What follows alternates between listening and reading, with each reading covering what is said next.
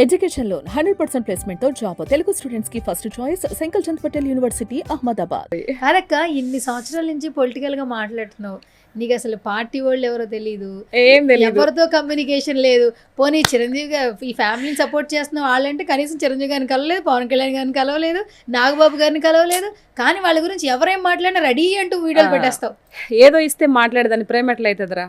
ఏవి లేకుండా మాట్లాడితే నిస్వార్థంగా చేసేది. ఇప్పుడు టీడీపీ గురించి మాట్లాడినా, పవన్ కళ్యాణ్ గురించి మాట్లాడినా, మా చిరంజీవి గారి గురించి మాట్లాడినా, అసలు ఏం తెలియకపోయినా, వాళ్ళని కలవకపోయినా, వాళ్ళ దగ్గర నుంచి నేనేం ఆశించకపోయినా ఈరోజు మాట్లాడుతున్నానంటే అది బికాస్ ఆఫ్ ఓన్లీ అభిమానంతో, ప్రేమతో చేసేవి. ఇది ఎంత స్థాయిలో, ఎంత పీక్లో ఉంటుందో ఆలోచించు. ఎవరో ఏదో ఇస్తే మాట్లాడేది వేరు, నువ్వు 2 రోజులు ఇవ్వకపోయినా వాళ్ళు మాట్లాడరు. కానీ ఈ అభిమానం అనేది గుండె లోతుల్లో నుంచి వచ్చిన అభిమానం, అది జీవితాంతం ఉంటుంది. నేను నా ప్రాణం పోయేంత వరకు ఉంటుంది అభిమానం. పులిసీత బ్యాక్ గానే సినిమాలు పక్కన పెడితే ఆలోచించేది పాలిటిక్స్. ఎందుకక్క అసలు చక్కగా హ్యాపీగా ఉంటావు, మల్లి తోటలో మల్లె పూలు కోసుకుంటూ మాట్లాడుతుంటావు, పొలం పనులు చేస్తుంటావు, పిల్లల గురించి మాట్లాడతావు, విలేజ్ నేటివిటీని ప్రొజెక్ట్ చేస్తావు. సిటీలో ఉంటున్నా కూడా నువ్వు విలేజ్ ఇంపార్టెన్స్ తెలియజేస్తావు. వైఫ్ అండ్ హస్బెండ్ ఏ విధంగా ఉండాలి, ఎమోషన్స్ ఏ విధంగా ఉండాలి, ఇవన్నీ బాగా చెప్తావు, అందరికీ బాగా నచ్చుతావు. పాలిటిక్స్లోకి అసలు వచ్చి మాట్లాడాలనే ఆలోచన అసలు ఎందుకు వచ్చింది అసలు నీకు? ఈరోజు ఏం కూర తిన్నావు నువ్వు? చికెన్. నిన్న వంకాయ. మొన్న గుర్తులేదు. రేపేం తింటావు? తెలీదు. అంటే రోజు తిన్న కూర మళ్ళీ తినవు. సో లైఫ్ కూడా అంతే. నా ఫ్యామిలీ, పిల్లలు, నా ప్రొఫెషను అన్నితో పాటే నాకు పొలిటికల్ అంటే ఇష్టం కాబట్టి అందుకే మాట్లాడతా. పాలిటిక్స్ ఇష్టం నీకు? ఇష్టం. చిన్నప్పటి నుంచి నువ్వు పాలిటిక్స్ చూసేదానివా? చిన్నప్పటి నుంచి నేను స్కూల్లో అంతా ఏది ఎవరైనా కొట్టుకుంటున్నా, ఎందుకు కొట్టావు, ఏంటి, అలా కొట్టకూడదు, అలా మాట్లాడకూడదు, ఇలా ఉండాలి, ఇలా ధర్మంగా వెళ్ళాలి, న్యాయంగా ఇలా ఉండాలి, ఈ విధంగా ఉన్న చిన్నప్పటి నుంచి ఉన్న మెంటాలిటీ నాది. అందుకనే ఇలా తయారైంది అనుకుంటా. నేను రేపు నిజంగా చెప్తున్నాను, ఒకవేళ పాలిటిక్స్లోకి వెళ్ళి ఒకవేళ సక్సెస్ అయిపోయి ఇండిపెండెంట్గా నిలబడి ఏదైనా ఒక ఎమ్మెల్యేనో లేకపోతే ఏదైనా గెలిస్తే నేను ప్రజల కోసం మాత్రమే పాటుపడతా. వస్తావా పాలిటిక్స్లోకి వచ్చే ఛాన్స్? వస్తా. ఇంట్లో ఒప్పుకుంటారా? కుటుంబం మా బావ ఉన్నాడుగా, సపోర్ట్ చేస్తారా? సపోర్ట్ చేయబట్టే కదరా ఈరోజు ఎంత దూరం వచ్చాను. పాలిటిక్స్ వేరు, సినిమా వేరు కదక్క. రెండు ఒకటే తీసుకుంటా నేను. అది ఇది వేరని ఎందుకు అనుకోవాలి? ఇప్పుడు మీరు మీకు ఇష్టంగా ఉన్న వ్యక్తిని ఏమైనా తిడుతుంటే వెంటనే మీరు ఆపోజిట్ పార్టీ వాళ్ళు ఏమైనా మాట్లాడుతుంటే కొన్ని అంటే ఇష్టంగా ఉన్న వ్యక్తిని తిడుతున్నారు అని అంటే కొన్ని అంగీకరించేటి కొన్ని ఉంటాయి. నాకు ఇష్టమైన పర్సన్ తప్పుగా మాట్లాడితే అది తప్పనే చెప్తాను. ఇష్టం వేరు, ప్రజల గురించి మాట్లాడడం వేరు. నువ్వు తప్పు చేస్తున్నావు, ప్రజల గురించి నువ్వు తప్పుగా మాట్లాడుతూ తప్పు చేస్తున్నావు అని అంటే నువ్వు ఇష్టమైనంత మాత్రం దాన్ని నేను ప్రోత్సహించను. అది ఉంది నాలో. పాలిటిక్స్లో మాట్లాడేటప్పుడు అందరికీ నచ్చాలని లేదు. అండ్ మీరు ఒక ఫ్యామిలీ ఉమెన్, పిల్లలు ఉన్నారు, ఫ్యామిలీ ఉంది, సినిమా పరంగా వచ్చి ఏదో రకంగా సక్సెస్ఫుల్గా ముందుకెళ్తున్నారు. నచ్చకపోతే బూతుల్లో వర్డ్స్లో కూడా మాట్లాడుతుంటారు, ట్రోల్ చేస్తుంటారు. సో నీకెందుకే ఇంట్లో పిల్లలు ఇలాంటి బ్యాడ్ కమెంట్స్ చాలా వస్తాయి. ఇవన్నీ ఎలా ఫేస్ చేస్తున్నారు? అసలు మనం చూడంగా మా ఆయన ఒకటే చెప్పాడు, బుద్ధుడికి అదే చెట్టు, రావి చెట్టు కింద జ్ఞానోదయం అన్నట్టు నాకు మునగ చెట్టు కింద కూర్చొని చెప్పాడు మా ఆయన. ఇలా నువ్వు ఒక ఎంట్రీ అవ్వాలనుకున్నప్పుడు ఎవరేమనుకున్నా సరే, ఎవరు ఎన్ని మాటలు మాట్లాడినా, ఎంత బ్యాడ్గా తిట్టినా కూడా నువ్వు రియాక్ట్ అవ్వనంటేనే చెప్పు, నేను నీకు సపోర్ట్ చేస్తా. లేదు ప్రతి ఒక్కరు అన్నదానికంతా నేను బాధపడి మైండ్కి తీసుకొని బాధపడుతున్నావు అంటే నువ్వు బాధపడితే నేను చూడలేను. కాబట్టి ఇది అదా లేకపోతే ఇదా అని చెప్పాడు. లేదు బావా అని నాకు సపోర్ట్ చేశాడు. అవన్నీ కాదు, బయట వాడు వచ్చి ఎవరో తెలియని వ్యక్తి వచ్చి ఒక మాట మాట్లాడితే దాన్ని తీసుకొని నువ్వు బాధపడాల్సిన అవసరం లేదు. నీకు అందరికన్నా మన ఫ్యామిలీలో పిల్లలు కానీ, లేదంటే మీ అత్త మీ మామ కానీ, లేదంటే నేను కానీ ఏదన్నా మాట మాట్లాడితే వాళ్ళని కూడా తీసేయి, పిల్ల అత్త మామను కూడా తీసేయి. నేను కదా నేనేమన్నట్టు నువ్వు బాధపడాలి. ఎవడో కోన్కిస్గా కొట్టంగా నేను ఏదో అని అంటే, ఏదో లాతో లకారాలతో నేను మాట్లాడితే నువ్వు ఎందుకు బాధపడతావు? నువ్వు అది కాదు కదా. నువ్వు అట్లాంటప్పుడు ఎందుకు బాధపడాలి? ఎవరి కోసం బాధపడాలి? నీకు నేనున్నా. అర్థమైందా? సో కాబట్టి ఏది మాట్లాడినా స్పష్టంగా మాట్లాడు, బూతులు లేకుండా నిజాయితీగా మాట్లాడు, నీతిగా ఉండు. అది చెప్పాడు మునగ చెట్టు కింద కూర్చొని. ఇప్పటివరకు ఎప్పుడు మీరు కమెంట్స్ ఏది పట్టించుకోలేదు. ఇన్ని వీడియోస్లో సినిమా అంటే ఇష్టం కదా, ఫస్ట్ నుంచి సినిమా ఇండస్ట్రీలో రోజా గారికి ఒక డిఫరెంట్ ఫ్యాన్ బేస్ ఉంది. సినిమా యాక్టర్గా రోజా గారు అంటే బాగా ఇష్టమే మీకు. పాలిటిక్స్ అనగానే మీరు అక్క అని కలిపేస్తా ఉంటారు కదా.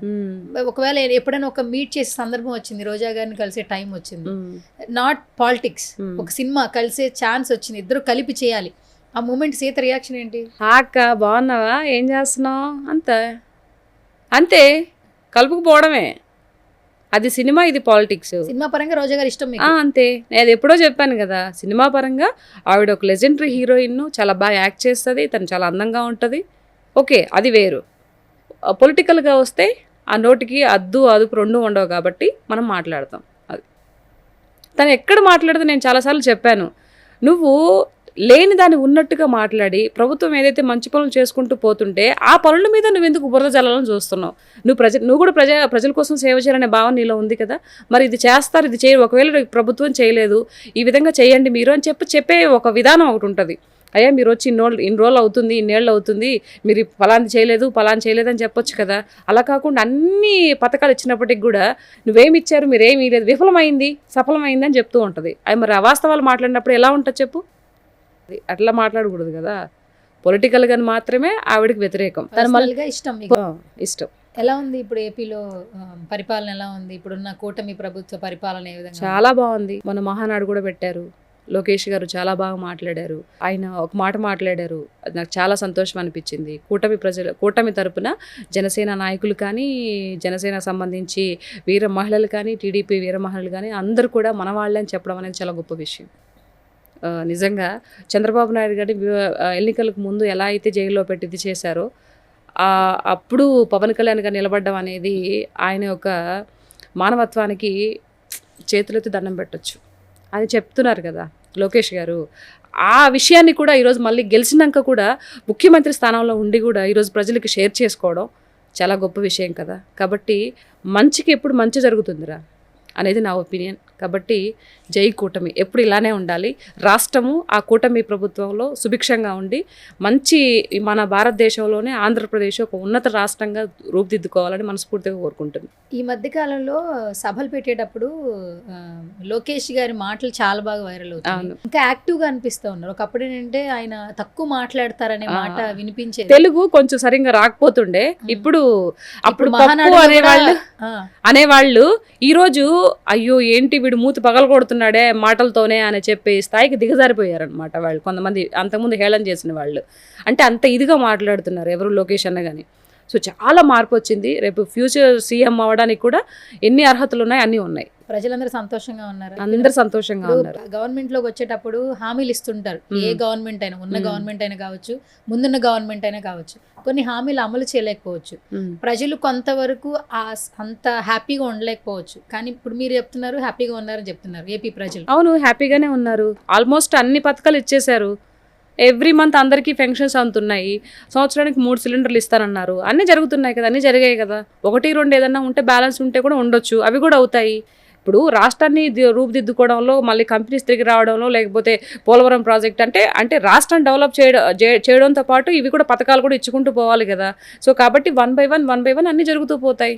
అక్కడ మోసం చేయడం అంటూ ఏముండదు కదా. మోసం చేస్తే ప్రజలు తెలుస్తుంది కదా, ప్రజలు కూడా ఆలోచించాలి.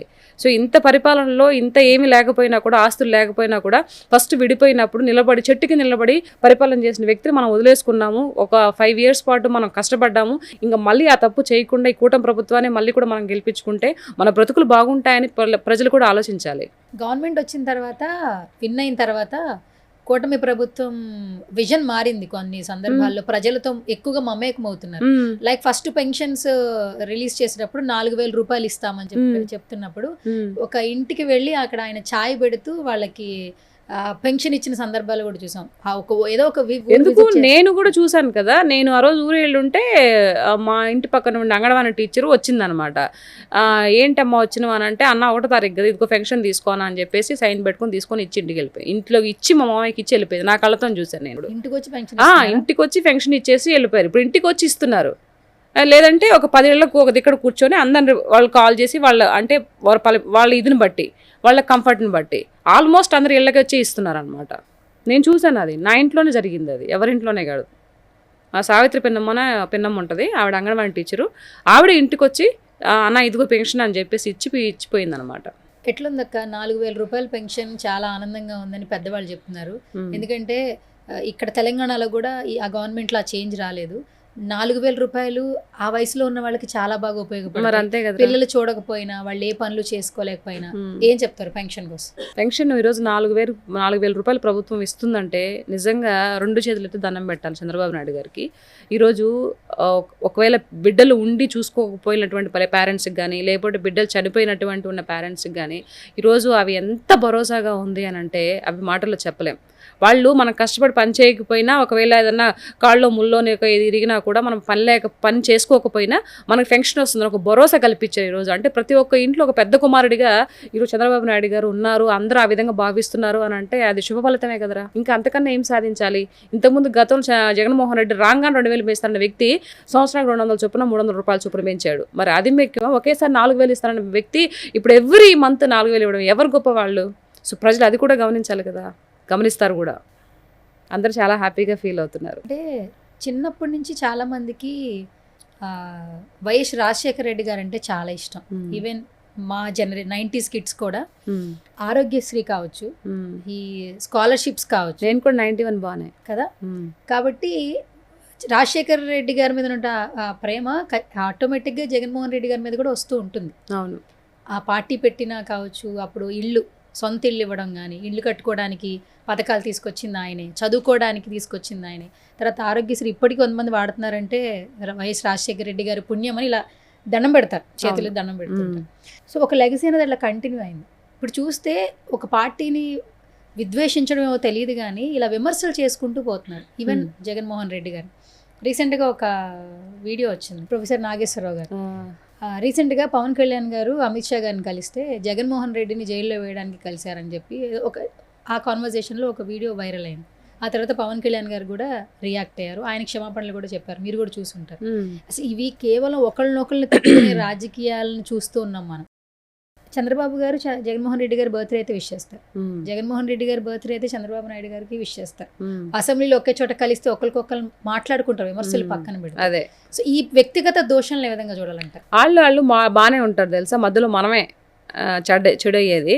ఇప్పుడు నాగేశ్వరరావు గారు అని చెప్పారు కదా, ఇప్పుడు పవన్ కళ్యాణ్ గారి టీము అక్కడికి అమిత్ షా గారి దగ్గరికి వెళ్ళినప్పుడు అక్కడ ఏం మాట్లాడుకున్నారు ఏంటనేది ఈయన విన్నారా? ఎందుకు ఇంత అసంబద్ధ ప్రలాపరచడం ఎందుకో నాకు అర్థం కాదు.